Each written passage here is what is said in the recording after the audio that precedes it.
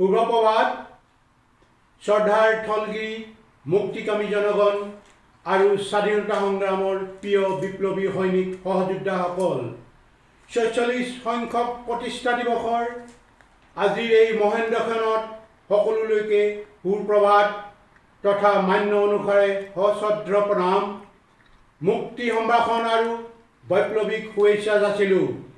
এই আপাহতে ইয়াণ্ডাবু সন্ধিৰ পিছত অৰ্থাৎ পশ্চিম আকাশত স্বাধীনতা বেলি লেহেৰিয়াবৰ পৰাই যিসকল দেশপ্ৰেমিক অসম সন্তানে পাৰ্থিৱ জগতৰ মায়া হুমুহ বিসৰ্জন দি নিস্বাৰ্থভাৱে জীৱন উৎসৰ্গা কৰি স্বাধীনতা পূৰ্ণ প্ৰতিষ্ঠাৰ অবিনাশী সংগ্ৰামৰ ধাৰাত অধিক সাৰুৱা কৰি গ'ল, সেইসকল অমৰ মৃতকক সংগঠনৰ হৈ গভীৰ শ্ৰদ্ধাঞ্জলি জনোৱাৰ লগতে তেওঁলোকৰ পৰিয়ালবৰ্গলৈ আন্তৰিক সমবেদনা জ্ঞাপন কৰিছোঁ। মুক্তি বিপ্লৱৰ এই দীঘলীয়া পৰিক্ৰমাত অসমবাসীৰ লগতে পশ্চিমা দক্ষিণ পূব এছিয়া স্বাধীনতাপ্ৰিয় জনগণ শুভাকাংক্ষী আৰু সমভাপন্ন বিপ্লৱী সংগঠনসমূহে বিভিন্ন সময়ত ভিন্ন প্ৰকাৰে আগবঢ়োৱা ত্যাগ তিতিক্ষা অকুণ্ঠ সহায় সহযোগিতা দিহা পৰামৰ্শ আৰু উৎসাহ উদ্দীপনাৰ বাবে আজি এই পৰম পবিত্ৰ মুহূৰ্তত আমাৰ সংগঠনে তেখেতসকলক কৃতজ্ঞচিতে তথা শ্ৰদ্ধাপূৰ্ণভাৱে সুঁৱৰিছোঁ। অসমৰ বুৰঞ্জীপাতত আজিৰ এই ৭ এপ্ৰিল পবিত্ৰ দিনটো কেৱল মাত্ৰ সংযুক্ত মুক্তি বাহিনী অসম সংগঠনৰ বাবেই নহয়, নজহা নপমা থলগিৰি জাতিটোৰ বাবে এই দিনটো স্মৰণীয় গুৰুত্বপূৰ্ণ আৰু ঐতিহাসিক দিন। যোৱা ৪৫টা বছৰে সীমাহীন ঘাত প্ৰতিঘাত উত্থান পতন তথা পথ পৰিৱৰ্তনৰ মাজেদি আহি খামদাত অসম সন্তানসকলৰ অহোপুৰুষাৰ্থত বৰ্তমানো ৰাজহাৰ পোন কৰি বটবৃক্ষৰ দৰে থিয় হৈ আছে আমাৰ সংগঠন, য'ত প্ৰতিজন মুক্তিযোদ্ধাই হাড়ে হিমুজুৱে জাতীয় প্ৰেম আৰু স্বদেশানুৰাগৰ দায়বদ্ধতাত অতি নিষ্ঠাৰে সন্মিলিত সহস্ৰ জাতীয় মুক্তি বিপ্লৱৰ সংকল্প শত শত অমৰ মৃতকৰ আত্মবলিদান আৰু পৰাধীনতাত পিষ্ট জাতীয় আশা আকাংক্ষা বৰলুইতৰ দৰে প্ৰবাহমান গতিক ত্বৰান্বিত কৰাৰ স্বাৰ্থত সৰ্বোচ্চ উজাৰি সেৱা আগবঢ়াই আহিছে। পুৰণি দিনৰ তিতা মিঠা স্মৃতি আশা ভৰসা পোৱা নোপোৱা আৰু হেৰুৱা এই সকলোবোৰেই দৰাচলতে আমাক নতুন দিনৰ বাবে অপুৰন্ত প্ৰেৰণা যোগায়।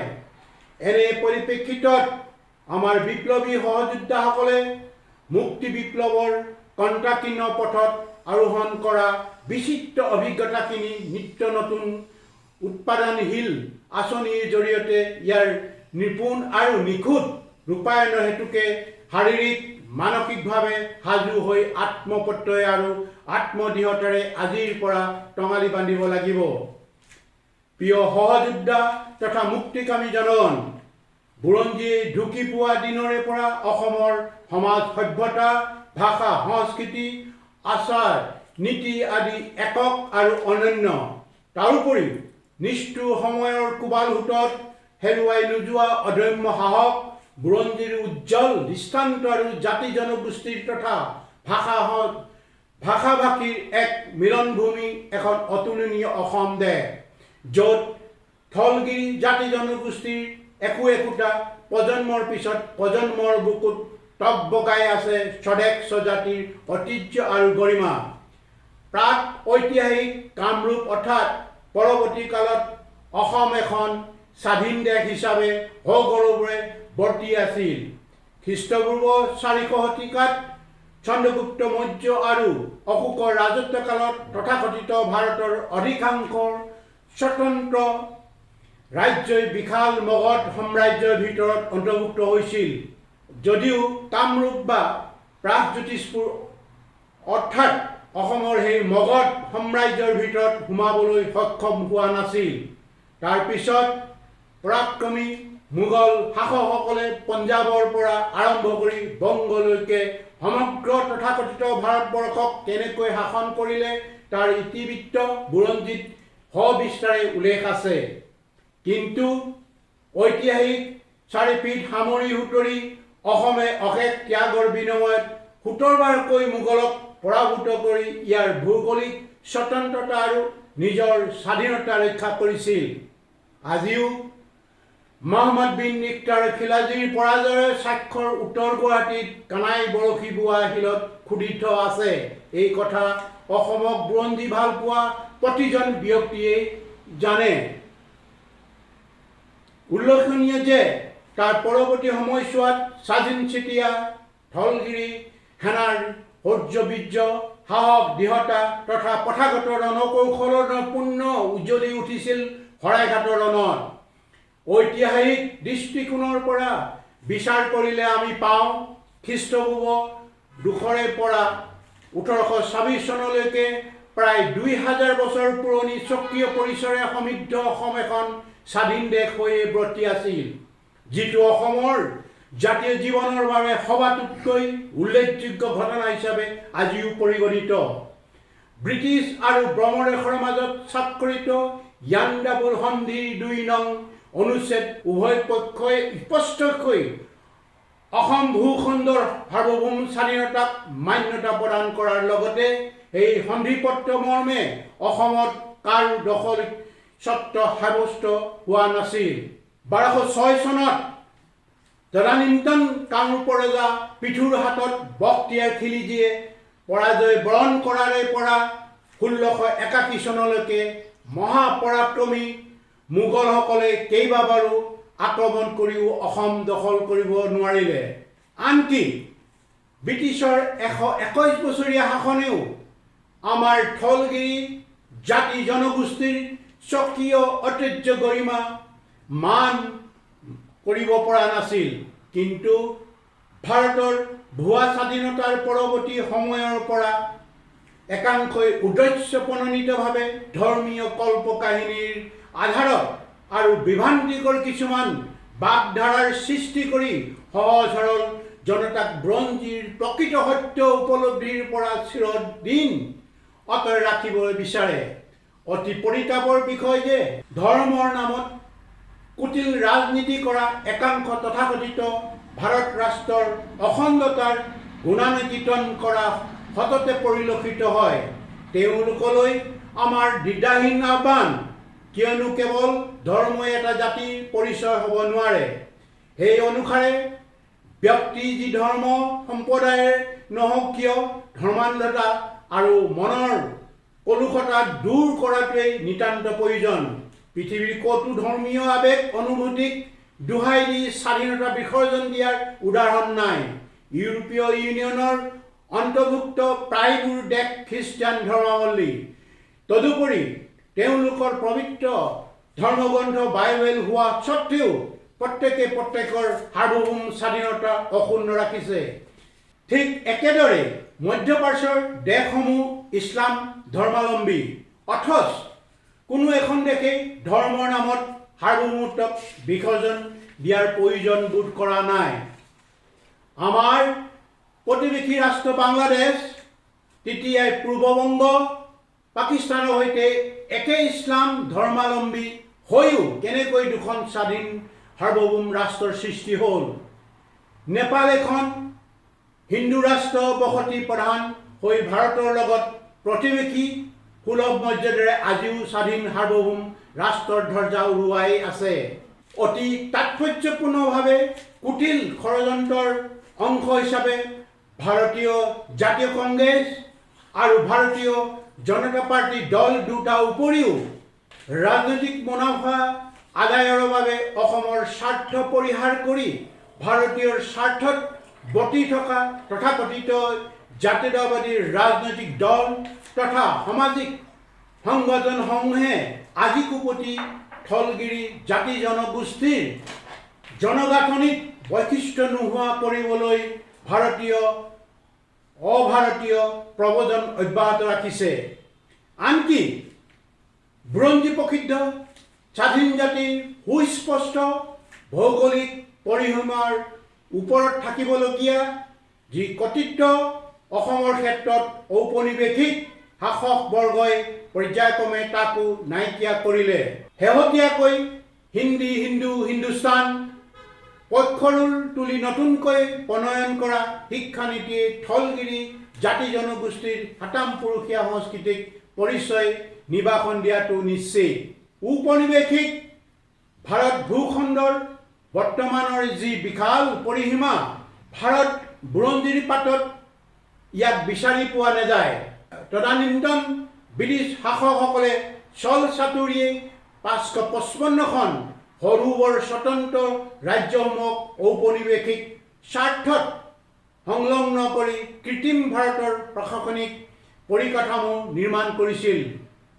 গুজালি মেলাৰ দৰে ক্ষমতা হস্তান্তৰৰ পৰৱৰ্তী কালত হিন্দী বলয়ৰ ৰাজনৈতিক নেতাসকলে ন্যায্যস্বাৰ্থৰ আজিকোপতি অবৈধভাৱে দখলী স্বত্ব অব্যাহত ৰাখিছে। অসমৰ গৌৰৱোজ্জ্বল অতীত আৰু বৰ্তমানৰ পৰিৱৰ্তিত অধোমুখী প্ৰতিচ্ছবিখনৰ পূৰ্বৰ বেলিটোৰ দৰে চিৰন্তন শস্য, তাক কোনেও অস্বীকাৰ কৰিব নোৱাৰে। তৎসত্ত্বেও অসমৰ সন্মানীয় বিজ্ঞ সমাজে জনগণৰ সন্মুখত প্ৰকৃত সত্য উন্মোচন কৰিবলৈ সাহস নকৰাটোৱেই সাঁথৰৰ নিচিনা। তাৰ বিপৰীতে একাংশই ন্যায্য প্ৰাপ্তিৰ মুক্তি সংগ্ৰামক অৱজ্ঞাসূচক মন্তব্য বা উপলুঙা কৰিহে সন্তুষ্টি পায়। এই ধৰণৰ বিক্ষিপ্ত চিন্তা চৰ্চাৰ সন্মিলিত সহস্ৰ জাতীয় মুক্তি বিপ্লৱৰ অবিচ্ছেদ্য অংশ বুলি গণ্য কৰোঁ। তথাপিও যোগাত্মক সমালোচনাক স্বাগতম জনাই আমি আমাৰ জাতীয় দায়িত্ব আৰু কৰ্তব্য নিষ্ঠাৰে পালন কৰিম। এইটো অনস্বীকাৰ্য যে নানানটা সমস্যাৰে জৰ্জৰিত থলগিৰি জাতিটোৰ ভয়াৱহ দুঃসময়ৰ মাজেৰে অগ্ৰসৰ হৈছে। তাৰ পিছতো সচেতন নাগৰিক সমাজ, জাতীয় দল সংগঠন আদি অতি সম্প্ৰতি মৌন নিবাস। অথচ আছাম বৈৰী ভাৰত ৰাষ্ট্ৰৰ পাৰিতোষিকৰ আশাত অহৰহ বৌদ্ধিক আক্ৰমণৰ জৰিয়তে অসমৰ স্বৰ্ণশোধিত বুৰঞ্জীক বিকৃতকৰণৰ দ্বাৰা নৱপ্ৰজন্মক ভাৰত আৰু ভাৰতীয় পৰিচয়বাদী ধ্যান ধাৰণাৰে গঢ়ি তোলাৰ জোৰদাৰ প্ৰয়াস চলিছে। ইয়াৰ উদ্দেশ্য একেবাৰেই স্পষ্ট, অসমৰ থলগিৰি জাতি জনগোষ্ঠীসমূহক ছিন্নমূল জাতিত পৰিণত কৰা। ঠিক একেদৰে একাংশই আকৌ চহকী জাতিৰ ভাষা সংস্কৃতি, প্ৰথাগত ৰীতি নীতি, সমুদায় নিজস্বতাক দলিয়াই গুজৰাট, বিহাৰ বা উত্তৰ প্ৰদেশক অন্ধভাৱে অনুকৰণ কৰাত লাগিছে। আনহাতে দখলদাৰী ভাৰত ৰাষ্ট্ৰৰ স্থাপকসকলে এবুৰি জ্বলন্ত সমস্যাক তল পেলাবলৈ কেৱল গোষ্ঠী, সম্প্ৰদায়, ধৰ্ম, বৰ্ণ, খাদ্য, অখাদ্য, এগৰাকী মাতৃয়ে সন্তান জন্ম দিয়া আদিলৈকে নিম্নমানৰ বাগধাৰা সৃষ্টি কৰি আপামৰ জনতাক দিল্লীৰ আগ্ৰাবাহী ৰাজনৈতিক নেতাৰ ক্ৰিয়নক সজোৱাত উঠি পৰি লাগিছে। এই প্ৰেক্ষাপটত জাতীয় মূল্যবোধক ৰক্ষা কৰা আৰু শক্তিশালী সত্যৰ পক্ষত দায়বদ্ধ হৈ প্ৰত্যেকৰে জ্ঞান বুদ্ধিৰে দৃষ্টান্তমূলক ভূমিকা ল'বলৈ সমাজৰ বিবেক স্বৰূপ বুদ্ধিজীৱী, শিল্পী, সাহিত্যিক, দল সংগঠন আৰু ভিন্ন ভিন্ন পেছাত জড়িত সকলোকে বিনম্ৰভাৱে আহ্বান জনালোঁ। নহ'লে বাস্তৱিকতে পৰিলক্ষিত হোৱা দায়িত্ববোধহীনতাৰ মৰ্মান্তিক ছবিখনে পৰোক্ষভাৱে সমাজখন জহি কহি যোৱাত সহায় কৰিব। সেয়েহে সময় থাকোঁতে প্ৰত্যেকে প্ৰত্যেকৰ স্ব আৰোপিত সামাজিক দায়িত্ব সচেতনভাৱে পালন কৰাটো উচিত বুলি ভাবোঁ। অন্যথা সময়ে কাকো ক্ষমা নকৰে। অৱশ্যে দুষ্কৃতিকাৰীক প্ৰতিহত কৰাৰ ক্ষেত্ৰত আমাৰ সংগঠনেও হাত সাবুদি থকাৰ প্ৰশ্ন আহিব নোৱাৰে। আমি সকলোৱে নিশ্চয় প্ৰত্যক্ষ কৰিছোঁ যে এসময়ত ভাই ককাইৰ দৰে জীৱন নিৰ্বাহ কৰি অহা হাতামপুৰুষীয়া ঐক্য সম্প্ৰীতিৰ সমাজখন সাম্প্ৰতিক ধৰ্ম সম্প্ৰদায়, জাত পাতৰ নামত পাৰস্পৰিক ঘৃণা বিদ্বেষ অবিশ্বাস অপমান আদিৰে এদেও দুদেও লুটা নিয়াৰ চেৱে এফালৰ পৰা ৰঘুমলাৰ দৰে চানি ধৰিছে। একতাই পৰম শক্তি এই আপাত বাক্যহাৰী গুৰাৰ্থ যেন পাহৰি গৈছে। নিজৰ মাজতেই বিভেদৰ বীজ সিঁচি হাই কাজিয়া বাক বিতণ্ডাৰ নিচিনা অনৰ্থক সংঘাতত লিপ্ত থাকি ক্ৰমান্বয়ে মৌলিক সমস্যাৰ পৰা আঁতৰাই আহিছে। আজিৰ বিভেদকামীৰ শক্তিৰ উচতনিত যেন জাতীয় সংহতি চিৰকলীয়াৰ বান্ধোন লাহে লাহে তাচপাতৰ ঘৰৰ দৰে খহিব ধৰিছে। আঁঠুত সোণ বিচৰাসকলে অতি সহজে বৈশ্বিক সা সম্পত্তি গৰাকী হোৱাৰ বাসনাত নিমজ্জিত। মেট মৰা ঋণেৰে বোজা আৰু ৰং বিৰঙৰ আঁচনিৰ প্ৰভাৱত আজি জাতি পৰমুখী পেশী হ'ল। সুৰা আৰু ড্ৰাগছ আসক্তৰ অতপালিত সাধাৰণ জনতা অকল আতংকিত হোৱাই নহয়, সমাজখনো ধ্বংসৰ গৰাহত। ব্ৰিটিছ আমোলত থলগিৰি জনতাক বৰবি কানি খুৱাই যিদৰে জাতিটোক সুৰূপা কৰি তুলিছিল, ঠিক তেনেদৰে আজিও শাৰীৰিক মানসিক শক্তি নাইকিয়া কৰি ভৱিষ্যত প্ৰজন্মক পংগু কৰিব বিচাৰিছে। গতিকে প্ৰতিবাদ প্ৰতিৰোধ সময়োপযোগী আৰু অতিশয় প্ৰয়োজন হৈ পৰিছে।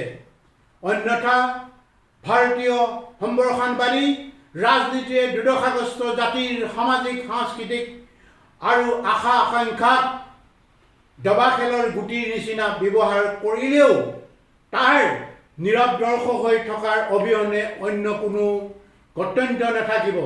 এই বিশৃংখল তথা ৰোগাক্ৰান্ত সমাজ ব্যৱস্থাত সম্ভাৱ্য সকলো দিশতে আমাৰ মাতৃ সমাজেও সৰব ভূমিকা লোৱাটো কেৱল প্ৰয়োজনীয় নহয়, অনিবাৰ্যও। তথাকথিত স্বাধীনতাৰ ৬৭ বছৰৰ পিছতো অসমৰ ৩% লোক আজি দৰিদ্ৰ সীমাৰ তলত। ৭০%তকৈ অধিক কৃষিজীৱী লোক বসবাস কৰা অসমত আজি খেতিপথাৰত কাম কৰিবলৈ থলুৱা কৃষকৰ অভাৱ। আজি গ্ৰাম্য অৰ্থনীতিৰ ভেটি তছনছ। বাহিৰে ৰং চং ভিতৰি কোৱা কোৱাৰ লেখীয়া প্ৰাকৃতিক সম্পদ চহকী জাতি আজি ঋণগ্ৰস্ত হ'ল। এইটো সকলোৱেই জ্ঞাত যে এটা জাতিৰ কৰ্মসংস্কৃতি যিমানেই সুদৃঢ় আৰু প্ৰসাৰিত হ'ব, সিমানেই সামাজিক সুস্থিৰতা তথা মূল্যবোধো শক্তিশালী হৈ উঠিব। ব্যৱহাৰিক শিক্ষাৰ মাজেৰে জ্ঞানৰ প্ৰসাৰ সাধনৰ জৰিয়তে জাতীয় অৰ্থনীতিৰ ভেটিও টনকিয়াল হ'ব। সেয়েহে সমকালীন পৰৱৰ্তী পৰিস্থিতিত আফলা কথাৰে নহয়, জাতিটোক জীয়াই ৰাখিবলৈ ভাষা, কৃষ্টি সংস্কৃতি আৰু স্বনিৰ্ভৰশীল অৰ্থনীতি গঢ়ি তুলিব লাগিব, যিটো দীৰ্ঘদিনীয়া পৰাধীনতাই সৃষ্টি কৰা দাসত্বৰ অধীনত সুদূৰ পৰাহত। সাম্প্ৰতিক বিশ্বৰ ভূ ৰাজনীতিত নজৰ দিলে এইটো জলজল পটপট যে কাৰিকৰী দক্ষতা, বৈজ্ঞানিক গৱেষণাৰ প্ৰচুৰ অগ্ৰগতি তথা ইয়াৰ সমান্তৰালভাৱে অৰ্থনৈতিক প্ৰগতি আৰু সামৰিক শক্তিৰ উন্নয়নে নতুন শিখৰ চুবলৈ সক্ষম হৈছে। তথ্য প্ৰযুক্তিৰ অত্যাধিক নিৰ্ভৰশীলতাৰ লগত একোটা জাতিৰ সৰ্বাত্মক উন্নয়ন আৰু প্ৰতিৰক্ষা বিজ্ঞানৰ সন্তুলন সাধন অতিশয় দৰকাৰী, য'ত নিহিত আছে স্বাধীন মৰ্যাদাপূৰ্ণ জাতিৰ ভৱিষ্যত সুন্দৰ আৰু সুৰক্ষিত কৰি ৰখাৰ চাবিকাঠি। এইখিনিতে উল্লেখ কৰিব খুজিছোঁ, বিজ্ঞান প্ৰযুক্তি আৰু মেধাশক্তি এখন দেশৰ প্ৰগতিৰ আধাৰ। বৈজ্ঞানিক গৱেষণা, প্ৰযুক্তিগত উদ্ভাৱন আৰু তাৰ পৰিপূৰকভাৱে সামৰিক শক্তিক সন্তুলিত ৰূপত অগ্ৰাধিকাৰ দিয়া দেশসমূহে অৰ্থনৈতিক তথা সামাজিক ক্ষেত্ৰত বিশ্বক নেতৃত্ব দিবলৈ সক্ষম হৈছে। কিন্তু অতি পৰিতাপৰ কথা এইটোৱেই যে উন্নয়নৰ পক্ষৰুল তুলি থলগিৰি জনতাক ঔপনিৱেশিক ভাৰতৰ সংবিধান আৰু গণতন্ত্ৰৰ নামৰ পিঞ্জৰাত বন্দী কৰি সম্পদসমূহৰ লুণ্ঠন ৰাজ অব্যাহত ৰখাটোৱে ব্যস্ত আছে। অসম মুলুকৰ লগতে সমগ্ৰ পশ্চিম দক্ষিণ পূব এছিয়াৰ অঞ্চলত থকা প্ৰচুৰ খনিজ সম্পদ, প্ৰাকৃতিক সম্ভাৰ আৰু মানৱ সম্পদক কেৱল মাত্ৰ ভৌগোলিক কৌশলগত অৱস্থানৰ প্ৰতি হেনচকু ৰাখিহে দখলদাৰীৰ ভাৰত ৰাষ্ট্ৰই ব্যৱহাৰ কৰি আছে। প্ৰকৃততে ভূ ৰাজনৈতিক সমীকৰণ সাপেক্ষে ইয়াত গঢ়ি তোলা হৈছে আন্তঃগাঁথনি, দখলদাৰী বাহিনীৰ শিবিৰ, যাতায়াত ব্যৱস্থাকে আদি কৰি নিৰাপত্তাৰ লগত সংলগ্ন কিছু সা সুবিধা। ইয়াৰ অন্তৰালত আছে দখলদাৰী ভাৰত ৰাষ্ট্ৰৰ অৰ্থনৈতিক স্বাৰ্থ আৰু হিন্দী বলয়ৰ সুৰক্ষা। সেয়েহে আমাৰ আহ্বান, ভাৰত ৰাষ্ট্ৰই ঔপনিৱেশিক চৰিত্ৰ ত্যাগ কৰি এই অঞ্চলৰ প্ৰতিটো স্বাধীনচেতিয়া জাতি হত্যাৰ বুৰঞ্জীৰ প্ৰদত্ত ৰাজনৈতিক অধিকাৰ সুৰক্ষিত কৰক। দীৰ্ঘদিনীয়া অসম ভাৰত ৰাজনৈতিক সংঘাতৰ প্ৰাণকেন্দ্ৰ যিহেতু হেৰুৱা স্বাধীনতা পুনৰ প্ৰতিষ্ঠা কৰা। গতিকে দাঁতিকাষৰীয়া ৰাষ্ট্ৰসমূহৰ দৰে প্ৰতিবেশী ৰাষ্ট্ৰসুলভ আচৰণে অসম তথা এই অঞ্চলৰ ৰাজনৈতিক স্থিতিশীলতাৰ, অৰ্থনৈতিক সমৃদ্ধি আৰু সামাজিক সমতা আনিব। ৰাজনৈতিক বিজ্ঞানৰ সম্যক ধাৰণা থকা মাত্ৰাকে জ্ঞাত যে বন্ধু সলাব পাৰিলেও কিন্তু প্ৰতিবেশী সলাব নোৱাৰি।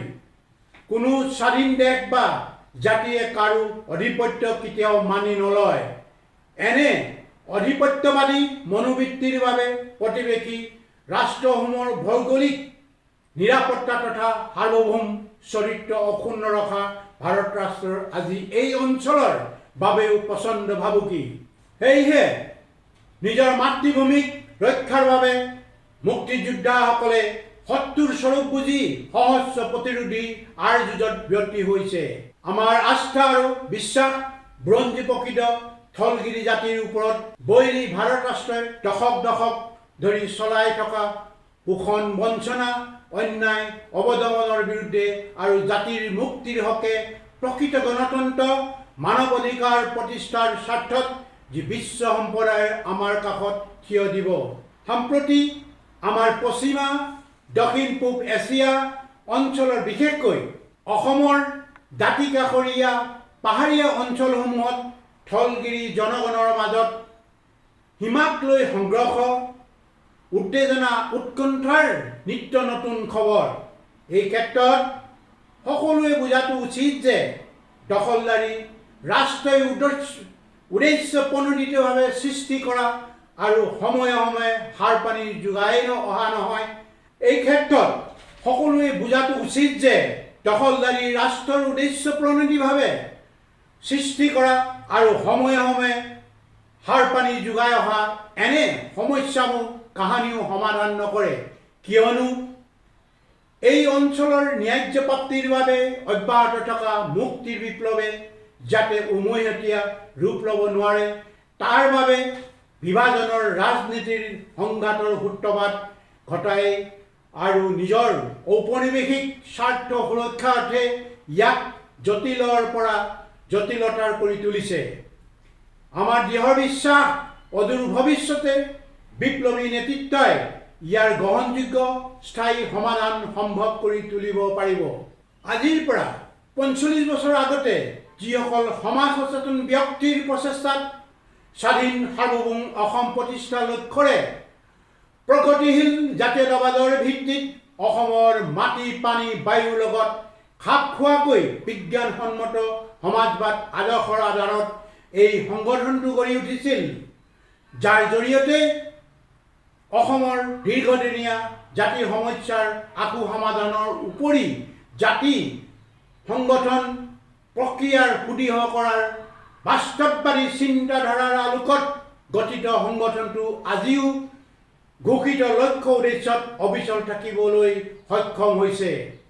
আকৌ এইদৰে পাহাৰসমূহ দৃঢ়তাৰে সংকল্প ল'ব লাগিব যে স্বাধীন মনা জাতিৰ জনতাই স্বদেশ স্বজাতিৰ ন্যায্য ৰাজনৈতিক অধিকাৰ পূৰ্ণ প্ৰতিষ্ঠাৰ হকে হাঁহি হাঁহি মৃত্যুবৰণ কৰিব পাৰে, কিন্তু পৰাধীনতা কেতিয়াও মানি নলয়।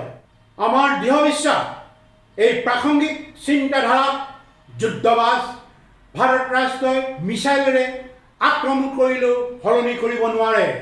আমি সকলোৱে জানো সমাজ আৰু সময় পৰিৱৰ্তনশীল। গাইৰোনাৰ সূত্ৰমতে পৰিৱৰ্তিত পৰিস্থিতিত খাপ খুৱাব নোৱাৰিলে নিজৰে বিলুপ্তি ঘটিব। ইয়াৰ অৰ্থ এইটো নহয় যে আমি পৰিৱৰ্তনৰ ধামমুখীয়াৰ মাজত জাতিটোৰ স্বকীয়তাক বিসৰ্জন দি পাহৰি যাম নিজৰ আত্মপৰিচয় কিংবা গৰিমা মৰ্যাদা। বৰঞ্চ জাতীয় স্বাৰ্থত আঘাত সানিব বিচৰা সকলো দুষ্কাৰ্যৰ বিৰুদ্ধে হাত উজান দিয়াৰ পৰিৱৰ্তে প্ৰয়োজন সামৰিক প্ৰতিকাৰ। নহ'লে পৰিৱৰ্তনৰ ধামমুখীয়াৰ মাজত জাতি জীয়াই নাথাকিব। জাতিৰ অস্ত্ৰৰ সংকটে এনেকৈ পোখা মেলিছে যে চাকৰি বাকৰি, ব্যৱসায় বাণিজ্য, আনকি মাটি ভেটিও বহিৰাগতৰ বনিয়াই হস্তগত কৰিলে। সুৱদীসুৰীয়া ভাষা, বাৰে বহনীয়া সংস্কৃতি আৰু নিজস্ব অৰ্থনীতি নাথাকিলে জাতীয় পৰিচয় সুৰক্ষিত হ'ব কেনেকৈ? আমি সকলোৱে ভবা উচিত। এই ক্ষেত্ৰত প্ৰতিবাদী বজ্ৰকণ্ঠৰ আৱশ্যকতাৰ বিষয়ে সকলোৱে উপলব্ধি কৰাত অসুবিধা নহ'ব বুলি ভাবোঁ। যিদৰে পশ্চিম এছিয়াৰ গাজা অঞ্চলত ইজৰাইলী সেনাবাহিনীৰ আক্ৰমণত পেলেষ্টাইনীসকল নিজ ভূমিতে আজি সৰ্বশান্ত। ইয়াৰ অন্যতম কাৰণ হ'ল ২০ শতিকাৰ আৰম্ভণিতে যেতিয়া ইহুদীসকলে পেলেষ্টাইনলৈ আহিবলৈ ধৰে, তেতিয়া পেলেষ্টাইনীসকলে দূৰদৰ্শী চিন্তাৰে পৰিণামৰ কথা নাভাবি ইহুদীসকলৰ ওচৰত নিজৰ মাটি ভেটি বেচি শেষত গৃহহাৰা দেশহাৰা হ'বলৈ বাধ্য হ'ল। ঠিক তেনে ঘটনাৰ পুনৰাবৃত্তি অসমৰ মুলুকত যেন নঘটিব বা তাৰ নিশ্চয়তা কোনো দিব নোৱাৰে, কাৰণ ইতিমধ্যেই ঘটি গৈছে। এইকাৰণে কোৱাৰ প্ৰয়োজন বোধ কৰিছোঁ, কিয়নো যিটো হাৰত বহিৰাগতৰ বনিয়াৰ ওচৰত থলগিৰিয়ে মাটি ভেটি বিক্ৰী কৰি আছে, হয়তো অসমো এদিন পেলেষ্টাইনীৰ দৰে দুৰ্দশা হ'ব। শ্ৰদ্ধাৰ মুক্তিকামী জনগণ, স্বদেশ স্বজাতিৰ ন্যায্য প্ৰাপ্তি অধিকাৰৰ বিচাৰি কৰা স্বাধীনতাৰ সংগ্ৰাম কেতিয়াও অপৰাধ হ'ব নোৱাৰে। অসমৰ থলগিৰি জনতাই ৰাজপথৰ সংগ্ৰামৰ জৰিয়তে আজিলৈকে যিখিনি অৰ্জন কৰিলে, সেয়াই একোখন প্ৰতাৰণা দলিল হিচাপে আখ্যায়িত হ'ল। ১৯৮৫ চনত স্বাক্ষৰিত অসম চুক্তি তাৰ উৎকৃষ্ট উদাহৰণ। গতিকে সমস্যাবোৰ হ'ল অসমৰ সম্পদবোৰ উপনিৱেশিক ভাৰত ৰাষ্ট্ৰৰ। এইটো কেতিয়াও হ'ব নোৱাৰে, কোনেও মানি ল'ব নোৱাৰে। এনে প্ৰেক্ষাপটত নিভাঁজ দেশপ্ৰেম, বস্তুনিষ্ঠ যুক্তিকতাৰে বিচাৰ বিশ্লেষণ কৰি আগবঢ়াৰ সময় সমাগত। অন্যথা নিলুপ্ততাৰ বাবে ভৱিষ্যতৰ প্ৰজন্মৰ ওচৰত সকলোৱে জবাবদিহি হ'ব লাগিব। সামৰিক স্বাৰ্থসিদ্ধিৰ বাবে ভাৰতীয় উপনিৱেশিক দাসত্বই যদি আমাৰ মানসিকতা হয়, তেতিয়াহ'লে গৰিমান্বিত জাতি হিচাপে হেৰুৱাবলৈ একো নাথাকিব। যি জাতিয়ে বিজ্ঞান মনস্কতাক আৰু প্ৰগতিশীল জাতীয়তাবাদীৰ চিন্তা চেতনাৰে মূৰ তুলি জীয়াই থাকিবলৈ শিকে, সেই জাতিৰ সমৃদ্ধিক কোনো শক্তিয়েই বাধা দি ৰাখিব নোৱাৰে। আমি আশাবাদী স্বাধীনতা প্ৰিয়াসী জনতাই বাস্তৱতাক অনুধাৱন কৰি গভীৰ নিদ্ৰাৰ পৰা সাৰ পাই উঠিব আৰু জাতিৰ হিতৰ বাবে একোজন সংগ্ৰামী যুঁজাৰুৰ ৰূপত নিজকে অৱতীৰ্ণ কৰিবলৈ শিকিব। সন্মুখৰ পথ পৰিক্ৰমা যিমানেই দীঘলীয়া আৰু প্ৰত্যাহ্বানমূলক নহওক কিয়, আমি নীতি আদৰ্শত সদায় অবিচল হৈ থকাটো অতি গুৰুত্বপূৰ্ণ। স্বদেশৰ এই ক্ৰান্তিকালত বুৰঞ্জীৰ নিৰ্দেশত সত্যৰ পথ মাউসে আগুৱাই যোৱাটোৱেই অতিকৈ গুৰুত্বপূৰ্ণ। কাৰণ যিকোনো বিপ্লৱৰ পৰিপূৰকভাৱে মুক্তিকামী জনতাৰ চিন্তা চেতনাৰো বৈপ্লৱিক পৰিৱৰ্তনৰ দৰকাৰ। সদৌ শেষত পুনৰ অসম তথা পশ্চিমা দক্ষিণ পূব এছিয়া অঞ্চলৰ সমূহ মুক্তিকামী জনগণৰ উপৰিও স্বাধীনতাপ্ৰিয় বিপ্লৱী দল সংগঠনৰ সমূহ প্ৰতিগৰাকী সন্মানীয় নেতা নেত্ৰী আয়োগ অনায়োগ বিষয়া তথা সতীৰ্থলৈকে প্ৰতিষ্ঠা দিৱসৰ বৈপ্লৱিক অভিনন্দন জ্ঞাপন কৰিলোঁ। লগতে মান্য অনুসাৰে ঢলগিৰি জনগণৰ নৱবৰ্ষ আৰু বাপুতিসাহোন ডাঙৰি বিহুৰ নিৰ্মল সেৱা উলগ তথা শুভেচ্ছা যাচিলোঁ। এই সুবাদতে ঢলগিৰি জনগণৰ মহামিলনৰ আখৰাতলী ৰঙালী বিহুৰ ঐক্য সম্প্ৰীতিয়ে বহুধা বিভক্ত ঢলগিৰি জাতি জনগোষ্ঠীসমূহক একতাৰ দোলেৰে মেৰাই লৈ অসমৰ হেৰুৱা স্বাধীনতাৰ পুনৰ প্ৰতিষ্ঠা কৰিবলৈ মহাশক্তিলৈ ৰূপান্তৰ কৰি আহক। আমি ঐক্যবদ্ধভাৱে শৰাইঘাটৰ শেষ ৰণত নিজকে নিয়োজিত কৰোঁ। স্বাধীন সাৰ্বভৌম অসম পুনৰ প্ৰতিষ্ঠাৰ ঢলগিৰি জাতি জনগোষ্ঠী সুৰক্ষিত ভৱিষ্যত আৰু সমমৰ্যাদা সহকাৰে জীৱন নিৰ্বাহৰ বাবে ঔপনিৱেশিক অপশক্তিক পৰাভূত কৰোঁ। ধন্যবাদ। জয় আই অসম, জয় আই অসম, জয় আই অসম।